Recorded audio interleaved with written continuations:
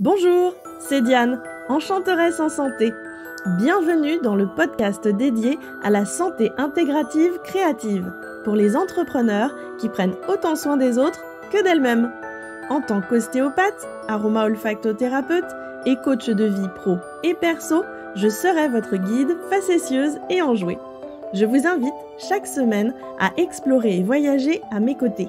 Nous irons à la découverte de nouvelles contrées, au cœur desquelles il fait bon vivre et oser se réaliser. Allons-y! Embarquons ensemble dans de fantastiques aventures enchantées où bien-être et magie s'associent pour agrandir notre champ des possibles. Comme vous avez déjà peut-être pu le constater, j'aime les histoires. En raconter et également en découvrir. Afin que vous me connaissiez un tout petit peu plus, je vais donc aujourd'hui dans cet épisode vous présenter mes références enchantées, les 5 M. Tout d'abord, je vous parle de la mythologie. Alors, ma référence personnelle va plutôt à la mythologie grecque. Je m'y suis plongée toute petite grâce à mon prénom. Eh oui, Diane, la déesse de la chasse. Et c'est comme cela que Diane chasseresse est devenue plus tard Diane enchanteresse.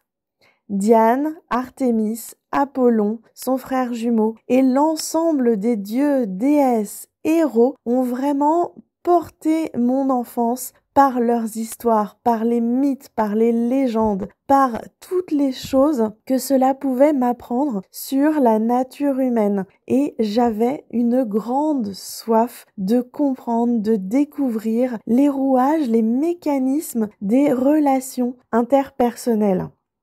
Par la mythologie, c'est quelque chose qui me permettait à la fois de rêver, de m'évader, de partir au-delà des questions du c'est possible, pas possible. Pour moi, peu importe s'il y a une réalité concrète, physique à ces mythes ou s'ils ont été purement imaginés, cela me va tout à fait que l'on me raconte une histoire et qu'elle n'ait pas forcément de fondement, car en fait on puise toujours son inspiration de quelque part.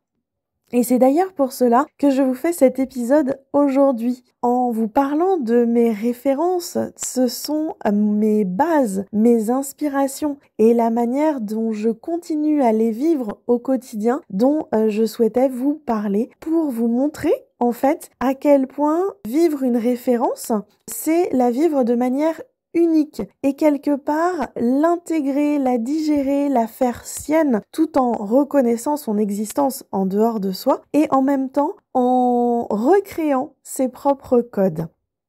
Donc la mythologie grecque et puis avec mon garçon qui a maintenant 7 ans, je découvre en partageant cette passion pour la mythologie, plein de mythologies à travers le monde entier. Nous partons à la découverte de la mythologie aztèque, japonaise, polynésienne, les légendes médiévales, les contes aussi, la mythologie nordique, plein de légendes et de mythes que je connaissais moins, m'étant attachée à quelque chose de plus proche avec la Grèce antique. Et je découvre tous les dieux et déesses et je trouve ça très très amusant de découvrir qu'en fait, il y a des histoires qui semblent différentes et qui ont des points communs, des racines profondes, des ancrages qui sont assez similaires, tout en changeant le sexe des personnages, leur âge, en faisant des variations, des modulations. Mais au fond, le sens profond me semble vraiment commun à bien des histoires.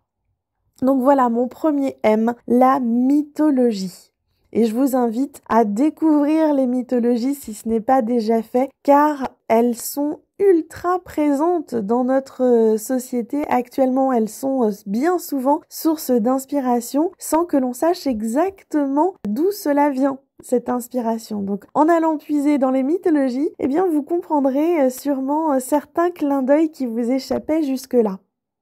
J'en viens maintenant à mon deuxième M, et pas des moindres. Il s'agit de l'immense petite souris Mickey. Mickey est pour moi la figure de l'ouverture aux autres, de la générosité, de la curiosité. C'est une toute petite souris qui est devenue immense et profondément intégrée dans le cœur de plein de générations. Donc Mickey avec Fantasia, avec l'apprenti sorcier, j'en reviens à l'enchantement. C'est un personnage qui est pleinement magique à mes yeux et qui est entouré d'amis, qui a le cœur sur la main. Alors il n'en a pas forcément beaucoup des amis, mais sur lui on peut toujours compter et pour autant il ne fait pas à la place des autres. Il sait souvent indiquer quand l'autre, avec une extrême gentillesse, a besoin de faire le travail par lui-même. Donc c'est ce que j'apprécie beaucoup chez lui. Sa générosité, sa grandeur, et puis sa capacité également à résoudre des mystères, car Mickey a une facette détective. Il a une douce naïveté, candeur, et pour autant, on ne lui fait pas.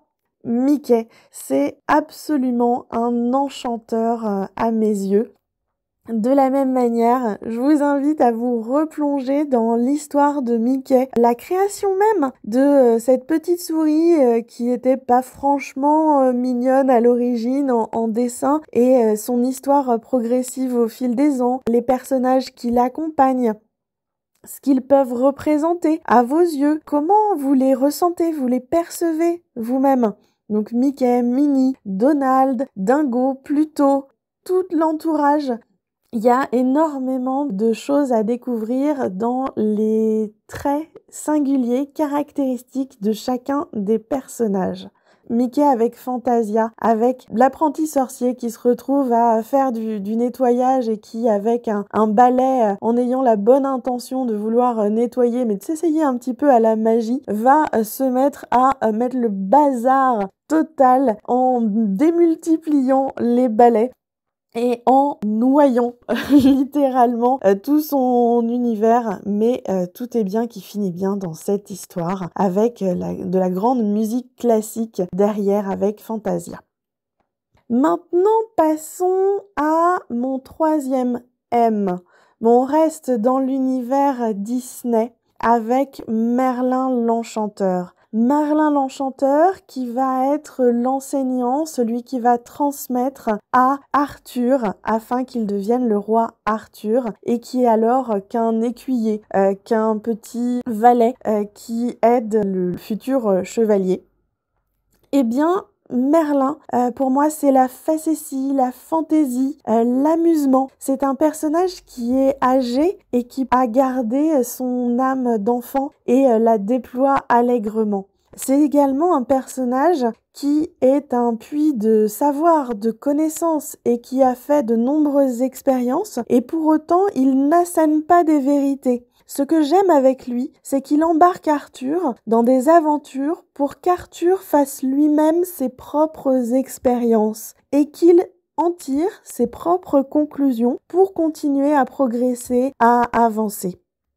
Merlin l'Enchanteur, un grand classique de Disney. Si vous l'avez pas vu, là avec les vacances de fin d'année et puis à n'importe quel moment de l'année d'ailleurs, vous pouvez vous replonger dans ce fantastique dessin animé qui a énormément d'humour et avec ses personnages Arthur, Merlin et puis le hibou Archimède qui vaut son pesant de cacahuètes lui aussi. C'était mon troisième M, Merlin l'Enchanteur. Maintenant, passons au quatrième. Eh bien, je vais vous parler d'une sorcière. Il s'agit de ma sorcière bien-aimée, Samantha, celle que je regardais dans une série à la télévision quand j'étais petite et qui remuait le bout de son nez pour exercer sa magie. C'est une sorcière qui vient du monde des sorciers et qui a décidé de vivre dans le monde des humains parce qu'elle est tombée amoureuse d'un humain et qu'elle choisit de se placer dans les codes, dans le cadre des humains pour utiliser le moins sa magie. Bien évidemment, elle est amenée à l'utiliser de toute façon.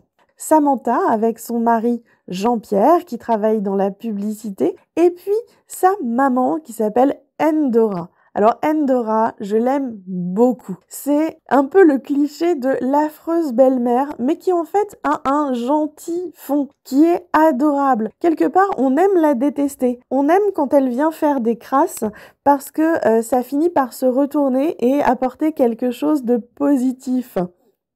Endora, c'est la gentille taquine, c'est la poêle à gratter.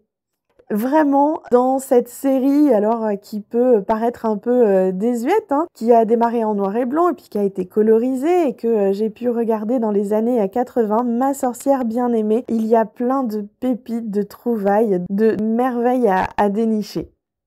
Et j'en viens à mon 5e M, et là on se replonge dans l'univers Disney et également l'univers de l'auteur P.J. Travers. Il s'agit de Mary Poppins. Mary Poppins, la nounou, qui vient en fait aider le père des enfants qu'elle a en garde pour qu'il puisse renouer avec ses propres enfants. Oui, parce que c'est pas tant les enfants qu'elle vient aider. C'est plutôt le papa de cette histoire, Monsieur Banks.